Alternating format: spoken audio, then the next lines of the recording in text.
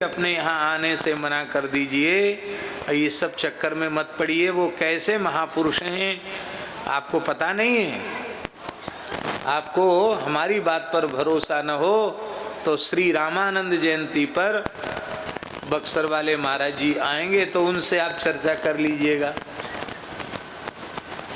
ये भी कहा कि रामानंद जयंती पर मामा जी जाते थे, वो आएंगे तो उनसे आप चर्चा कर लेना। वो आए महाराज जी के पास, बोले महाराज जी जिनका आप इतना अधिक ध्यान रखते हैं, इतनी सेवा करते हैं, वो यहीं रह करके आपके बारे में ऐसा ऐसा बड़े महाराज जी को बोल रहे थे और हम भी वहीं उपस्थित थे। वो पहले तो बोले हमें एकांत में कहना चाहते हैं, तो हम जाने लगे तो पता नहीं उनके मन में क्या आया। बोले नहीं ये बैठे रहे, हम बैठे रह गए। महाराज बोले ठीक है, आपको संकोच नहीं तो ये बैठे रहे। हम भी बैठे थे वहीं, अपने राम थे, महाराज जी थे और वो श्री विपिन बिहारी दास जी थे। सारी बात उन्होंने बताई। महाराज जी ने मुस्कुरा कर कहा, हाथ जोड़कर, श्री विपिन बिहारी दास जी महाराज, आप हमारी और उन महापुरुष की प्रीति में भेद नहीं डाल सकते हैं। आज से उनकी दूध मलाई दुगनी कर दी जाएगी। अब तक जो दूध मलाई उनको खिलाई जा रही थी वो कम खिलाई जा रही थी, वो दुगनी कर दी जाएगी। देखो कबीर दास जी तो कहते, निंदक नीरे राखिए आंगन कुटी छवाए, बिन पानी सावन बिना निर्मल करे सुभाए। तो अब देखो कितनी भगवान की कृपा है कि यदि आपकी ही बात सत्य है तब तो श्री कबीर दास जी की वाणी चरितार्थ हो रही है। बहुत अच्छा है, हमारे मन में उनके प्रति प्रेम में अंतराय नहीं पड़ सकता है, आप कुछ भी कहिए। और वस्तुतः जीवन पर्यंत श्री भजरथराम जी ब्रह्मचारी, हाँ, जीवन पर्यंत महाराज जी ने उनके प्रति प्रेम में किसी भी प्रकार का अंतर उनके महाराज जी के प्रेम में नहीं आया। ये है निज प्रभुमय देखहि जगत, केहि सन करहि विरोध। निज प्रभुमय देखहि, इच्छा द्वेष विहीनेन सर्वत्र समचेतसा, भगवत भक्ति युक्तेन प्राप्ता भागवती गति। एक बड़े उच्च कोटि के महात्मा हुए स्वामी श्री सोमानंद जी महाराज, जिनके विचारों को योग ऋषि पूज्य श्री स्वामी रामदेव जी के परम विद्वान आचार्य गुरुदेव आचार्य श्री प्रद्युम्न जी ने पुस्तक लिखी है, महात्मा श्री सोमानंद जी के विचारों का संकलन। उस पुस्तक का नाम है जीवन का समाधान। क्या नाम है पुस्तक का? जीवन का समाधान। और पूज्य परम विद्वान आचार्य श्री प्रद्युम्न जी महाराज स्वयं मलुकपीठ पधारे थे और उन्होंने ये पुस्तक दास को प्रदान की। तो वो पुस्तक हमारी बक्सर धाम में ही आकर पूरी हुई और कल ही पूरी हुई। कल स्वामी श्री रामदेव बाबा का फोन आया था तो हमने उनको इसके लिए कृतज्ञता ही ज्ञापित की कि हमारी जो पुस्तक आपके गुरुजी ने हमको दी थी वो पूरी हो गई, हमने पूरी सुन ली उसको। और इसके लिए मोह पर होय न प्रतिपकारा, बंदो तो पद बारंबारा। आप अपने गुरुजी को हमारा साष्टांग प्रणाम निवेदन कर दीजिएगा। जीवन का समाधान बहुत बढ़िया पुस्तक, उच्च कोटि के महात्मा थे स्वामी सोमानंद जी महाराज।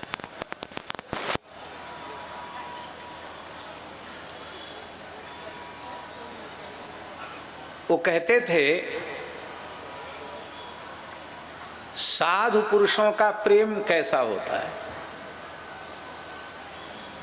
बोले साधु पुरुषों का प्रेम पत्थर पर खींची हुई गहरी लकीर के जैसा होता है।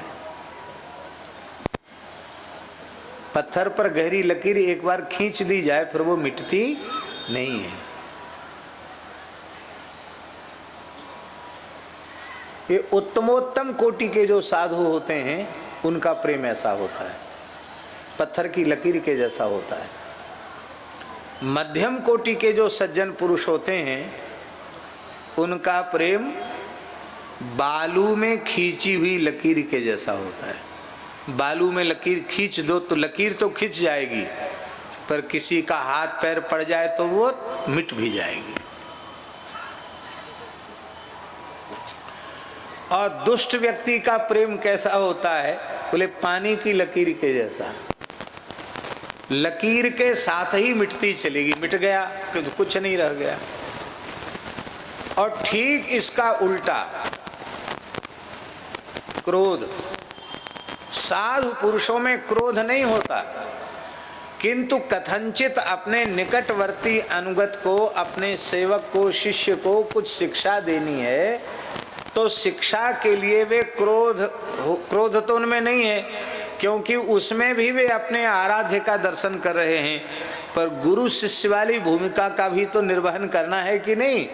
इसलिए इस दृष्टि से थोड़ा अभिनय कर रहे हैं क्रोध का नाटक।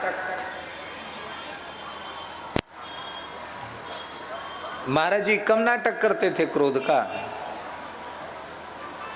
पूज्य श्री बक्सर वाले महाराज जी, लेकिन दूसरे ही क्षण में खत्म। तो लगता था कि वो क्रोध नहीं, केवल क्रोधाभिनय था, और वह भी अपने अनुगतों पर वात्सल्य था। उनको शिक्षित करने के हिसाब से वो कह देते थे।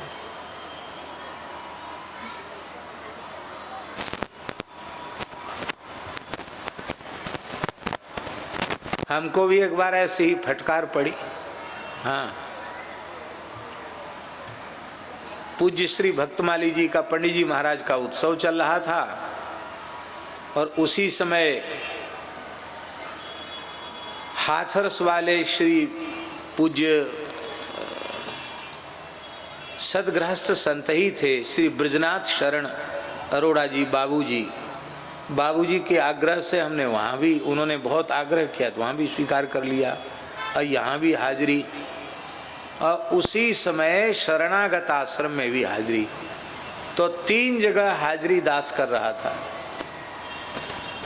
अब रोज मारुति बेन गाड़ी थी, उससे रोज इसी भाग दौड़ में रात्रि को 11 बजे वहां कथा पूरी होती। कहाँ? हाथरस में। अब वहां से दौड़ के 1-1:30 बजे तक आते, फिर सोते, फिर सवेरे उठते, फिर भक्तमाल जी के पाठ में चले जाते, फिर शरणागत आश्रम में कथा में चले जाते, फिर शाम को वहाँ मंच पर भक्तमाली जी के यहाँ प्रवचन में हाजिरी देते, फिर वहीं से बैठते, बेन में चलते, फिर वहाँ कथा में पहुँच जाते। 2 दिन हो गया। मामा जी को पता नहीं किसी ने बता दिया होगा, किसी महानुभाव ने। तो हमने जैसे ही दंडोत किया तो धीरे से ऐसे कान पकड़ा, बोले भैया एक बात बताओ, इतना अत्याचार क्यों कर रहे हो? अब हम समझे नहीं कि हमने किस पर अत्याचार किया, हम समझे नहीं। बोले पहले ये बताओ इतना अत्याचार क्यों कर रहे हो?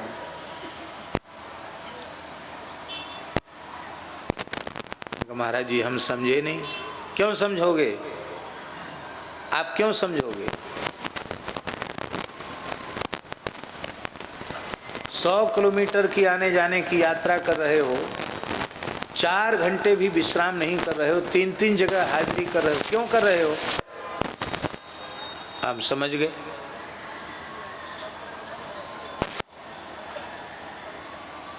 हमने कहा महाराज जी क्या करें,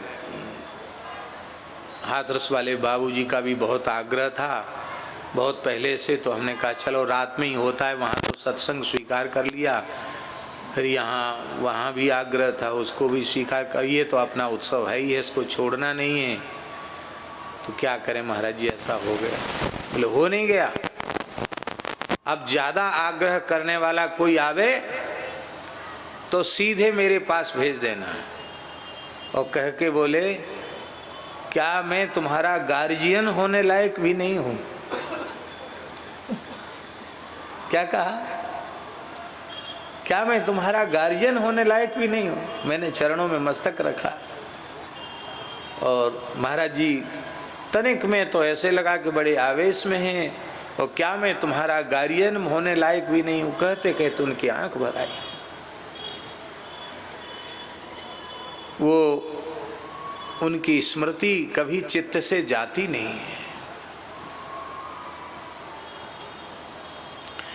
ऐसे महापुरुष जिनको एक बार कह दें कि हम तुम्हारे गार्जियन हैं, उनको अब किसी बात की चिंता फिक्र करने की आवश्यकता क्या है? आज भी महाराज जी गार्जियन है, आज सदैव रहेंगे भी।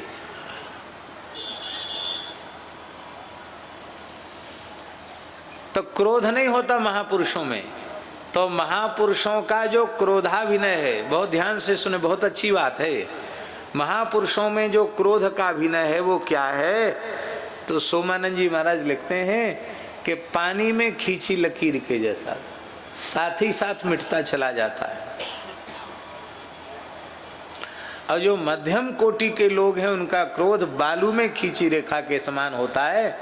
बाद में फिर कोई बीच बचाव करे, समझौता करा दे, बातचीत हो जाए तो फिर रफा दफा हो जाए, फिर प्रेम हो जाता है। किंतु दुष्ट का जो द्वेष होता है, क्रोध होता है, वो पत्थर की लकीर के जैसा होता है। और वो कहता, भैया मरते समय लोग कहते दादा राम राम करो, राम जी का नाम लो। वो कहते भैया अंतिम समय में हमारी एक बात सुन के जाना, 7 पीढ़ी तक उस व्यक्ति का मुंह मत देखना। कहते कहते मर गए। हमारी उससे दुश्मनी है, 7 पीढ़ी तक उसका मुंह मत देखना। कहते कहते मर गए। संस्कृति का हेतु क्या है? बड़ी प्यारी बात है। संस्कृति का हेतु 2 ही है, इच्छा और द्वेष।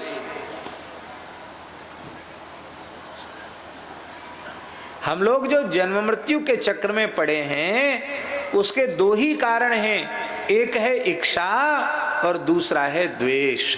हम इच्छा रहित हो जाएं और हम द्वेष रहित हो जाएं तो हमें मरने के बाद मुक्त होने की आवश्यकता नहीं है। हम जीवन मुक्त हैं, हम जीते जी मुक्त हैं। आज ही यही संकल्प कर लो कि अब कोई इच्छा नहीं, अब कछु नाथ ना चाहिए मोरे। यहाँ से नहीं, यहाँ से, अब कछु नाथ ना चाहिए मोरे। दीन दयाल अनुग्रह तोरे, अब कछु नाथ ना चाहिए मोरे। दीन दयाल अनुग्रह तोरे। जिनको कबहु न चाहिए कछु तुम सन सहज सने, बसहु निरंतरता सुर सोराउर निज गे। इच्छा और द्वेष यही पुनर्जन्म के कारण हैं, संस्कृति के कारण हैं। द्वेष रहित हो जाओ और इच्छा रहित हो जाओ। इच्छा कोई कामना कहते हैं। इच्छा रहित होने का मूल मंत्र क्या है?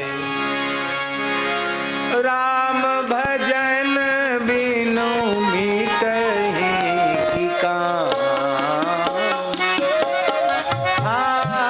राम भजन बिनु मीटहि की काम। फल विहीन तरु कवहु की जान। फल विहीन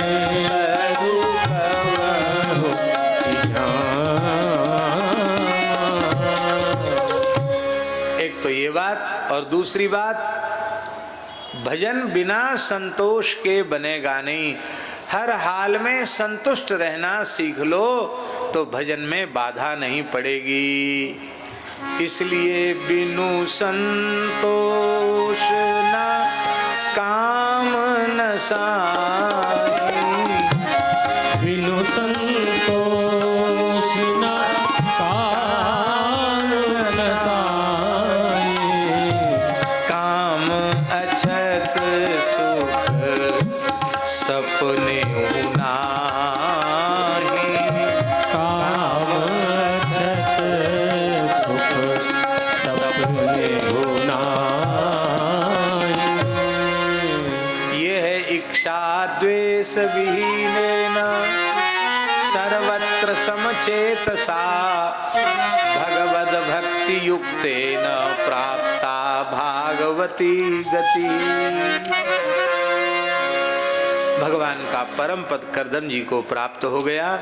श्री करदम जी महाराज की जय। अब अनुकूल अवसर देखकर श्री देवहूति माता कपिल भगवान के चरणों में उपस्थित हुई और ब्रह्मा जी के वाक्यों का स्मरण किया। ब्रह्मा जी ने कहा था, हे माता, तुम्हारे गर्भ में भगवान हैं, इनकी वाणी से उपदेश प्राप्त करके तुम धन्य हो जाओगी। तो आज ब्रह्मा जी के वचनों का स्मरण करके, करदम जी के वचनों का स्मरण करके देवहूति माता भगवान की सन्निधि में उपस्थित हुई। और देखो, वैराग्यवान व्यक्ति ही उपदेश का अधिकारी है। ज्ञानोपदेश का अधिकारी कौन? वैराग्यवान व्यक्ति। वैराग्य जिसमें नहीं है उसको किया गया उपदेश व्यर्थ हो जाता है। गोस्वामी जी ने कहा, ममता रतसन ज्ञान कहानी, अति लोभी सन बिरति बखानी, क्रोधी सम कामी हरि कथा, ऊसर बीज बये फल जथा। अति लोभी के सामने आप चाहे जितने वैराग्य का वर्णन करो कि सब मिथ्या है, सब मिथ्या है, एक फूटी कौड़ी खर्च कर दे तो बताओ, भले ही सब छोड़ के ही जाना है, कुछ साथ नहीं जाएगा, लेकिन इसके बाद भी उसके ऊपर से तुम्हारे तमाम वैराग्य का उपदेश सब चिकने घड़े के समान सब ऊपर से पानी सब उतर जाएगा, एक बात भीतर नहीं आएगी। माता जी के मन में वैराग्य उत्पन्न हुआ है। इंद्रादि देवताओं को जो भोग दुर्लभ हैं, वह भोग भगवान कपिल की विलक्षण दिव्य योग शक्ति के द्वारा, उनकी तपशक्ति के द्वारा वह दिव्य इंद्रादि देवताओं को दुर्लभ भोग माता देवहूति को प्राप्त हुए हैं। आज विज्ञान अपनी उपलब्धियों पर इतरा रहा है कि हम वहां चले गए, दक्षिण ध्रुव पर चले गए, उत्तर ध्रुव पर चले गए, यूं कर दिया त्यों कर दिया, अच्छी बात है। लेकिन हम निवेदन करना चाहते हैं, हमारे ऋषि महर्षियों का विज्ञान कितना उन्नत था। संकल्प मात्र किया है महर्षि करदम ने और 100 योजन लंबा 100 योजन चौड़ा विमान प्रकट हो गया। 1200 किलोमीटर लंबा, 1200 किलोमीटर चौड़ा। ऐसा विचित्र विमान जिसमें न डीजल, न पेट्रोल, न सौर ऊर्जा, न कोई पायलट। उस विमान में बैठने वाला जहां मन का संकल्प करे, मन के संकल्प के समान गति वाला विमान। उसमें बैठने वाले को भूख प्यास न लगे, बुढ़ापा न आवे, मृत्यु न होवे। विचित्र बात। नदियां, पहाड़, वन, पर्वत, समुद्र सब कुछ उसमें। हजारों देवता, देवदासियां, देवांगनाएं जिनकी सेवा में नियुक्त हैं, गंधर्व कीर्ति का गान कर रहे हैं। ऐसा दिव्य कामक विमान, और उसमें देवताओं के वर्षों से दिव्य 100 वर्षों तक विहार किया है। कहाँ है देवताओं के भाग्य में वह भोग जो देवहूति माता ने करदम जी के अनुग्रह से प्राप्त किया है। लेकिन अंत में देवहूति जी कहती हैं, रोते हुए कह रही हैं, हे भगवान, इन दुष्ट इंद्रियों की विषय लालसा से मैं ऊब चुकी हूं। निर्विणा नितराम भूमन्नसदिन्द्रिय तर्षणात् येन संभाव्यमानेन प्रपन्नान्धं तमः प्रभो। इंद्रियां बड़ी दुष्ट हैं। इनको चाहे जितने उत्कृष्ट विषय प्रदान करते चले जाओ, इनकी इच्छा के अनुरूप भोग पदार्थ इनको देते चले जाओ, ये इंद्रियां कभी ऊबती ही नहीं।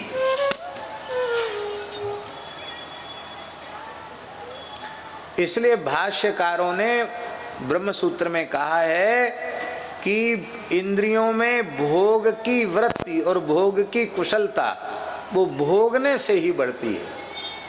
इसलिए भोग की वृत्ति के त्याग को ही और विषयों से मुक्त होने का मार्ग बताया गया। एक एक विषय को अनेकों अनेकों प्रकार से भोगने की वृत्ति तभी आती है विषयी जीव में, जब वह उन्मुक्त भाव से विषय का सेवन करता है। मनुष्य के सर्वोत्तम भोग सुलभ हो जाएंगे तो देवताओं के भोगों की प्राप्ति की कामना होगी। देवताओं के भोग सुलभ हो जाएंगे तो इंद्रादि देवताओं के भोग की प्राप्ति की कामना होगी। उनके भोग सुलभ हो जाएंगे तो उससे भी उत्कृष्टतम जो भोग हैं उनकी प्राप्ति की कामना प्रबल हो जाएगी। भोगते भोगते इंद्रियों की भोगने की शक्ति ही समाप्त हो जाएगी, लेकिन मन की वृत्ति समाप्त होगी नहीं। नसदिन्द्रिय तर्षणात्, इन इंद्रियों की दुष्ट इंद्रियों की विषय तृष्णा से मैं ऊब चुकी हूं। ये समझ में आ गया, जो भोग इंद्रादि देवताओं को नहीं मिल सकते थे वो हमने भोगे, लेकिन आज भी इन इंद्रियों की तृप्ति हुई नहीं। हे भगवान, ये दुष्ट इंद्रियां ही जीव को अविद्या के अंधेरे कुएं में धकेल देती हैं। हे भगवान, आप इस अंधकार से बाहर निकालने के लिए ज्ञान के सूर्य के रूप में आप प्राप्त हुए हैं। आप अपने वचन किरण के प्रकाश से मेरे इस अज्ञान अंधकार को, विषयांधकार को दूर कीजिए, क्योंकि वस्तुतः आप ही हमारे नेत्र हैं जो अज्ञानांधकार से पार लगाने के लिए आप सुंदर नेत्र रूप में प्राप्त हुए। देखो, अंधेरा जब होता है महाराज जी, अंधेरा जब होता है तो आंख तो हमारी रहती ही है कि नहीं, पर आंख के रहते हुए भी अंधेरे में हमको कुछ दिखाई पड़ता नहीं है। और एक माचिस की तिल्ली जला दी तो उस एक क्षण के प्रकाश में भी बहुत कुछ दिखाई पड़ जाता है। इसका मतलब है कि आंख नहीं देखती है, आंख के सामने प्रकाश जब होता है तब आंख को दिखाई पड़ता है। आंख के सामने प्रकाश न हो तो आंख रहते हुए भी आंख को कुछ दिखेगा नहीं। और यह प्रकाश क्या है? यह सद्गुरु की वाणी से, संतों की वाणी से निकली हुई जो ज्ञान की किरण है, यही है प्रकाश। और इस प्रकाश से ही अज्ञान का अंधकार दूर होता है। गुरुदेव क्या उपकार करते हैं? अंतःकरण तमनास हित निज बचन किरण प्रकाशी के। अंतःकरण तमनास हित निज बचन किरण प्रकाश के। इस तरह से कौन लगता जीव के उद्धार है। इस तरह से कौन लगता जीव के उपकार में। आते न वह श्री राम जो गुरुदेव के आकार में। आते न वह श्री राम जो गुरुदेव के आकार में। रहता अंधेरा ही अंधेरा मोह का संसार। रहता अंधेरा ही अंधेरा मोह का संसार में। हे भगवान, भक्त बड़े चतुर होते हैं। लोग कहते हैं भक्त बड़े भोले होते हैं, लेकिन हम नहीं मानते भक्त भोले होते हैं। भोले तो होते हैं, पर उनके भोलेपन में भी बड़ी चतुराई है। क्यों ना हो चतुराई, राम ही भजईते चतुर नर। चतुर की पहचान ही है जो भजन करते हैं। हाँ हाँ हाँ, दास की ऐसी मान्यता है। ज्ञानी है चतुर सयाना और भक्त है परम सयाना। ज्ञानी है सयाना और भक्त है परम सयाना। ज्ञानी सयाने हैं, नाशवान भोगों को छोड़कर मोक्ष मांग लेते हैं भगवान से, वो सयाने हैं। अब भक्त परम सयाने हैं, वो ज्यादा चतुर हैं। वो मोक्ष को तो छोड़ देते हैं।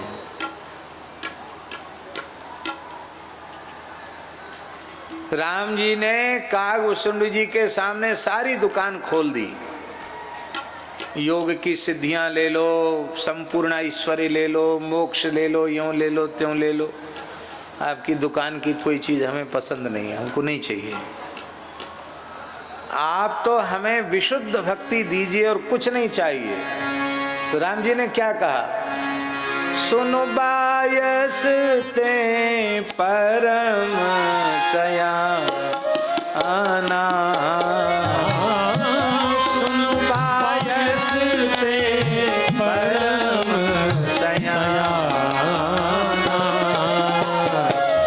काहे न मांगे सी अस वरदाना, काहे न मांगे सी अस वरदाना।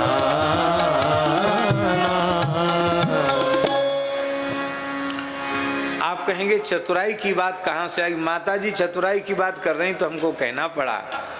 देवहूति माता कह रही हैं, महाराज जब सारा संसार आपने बनाया है, पिंड ब्रह्मांड सबके सर्जक रचयिता आप हैं, तो ये जो माया आपकी अचिंत्य शक्ति है, इस माया की सृष्टि किसने की? आपने ही तो की। और माया का आश्रय लेकर ही आपने पिंड ब्रह्मांड रचा। और माया क्या है? मैं अरु मोर तोरते माया जेहि बस कीने जीव निकाया। तो यह मैं और मेरेपन की जो माया है, यह मैं हूँ और यह मेरा है। इसमें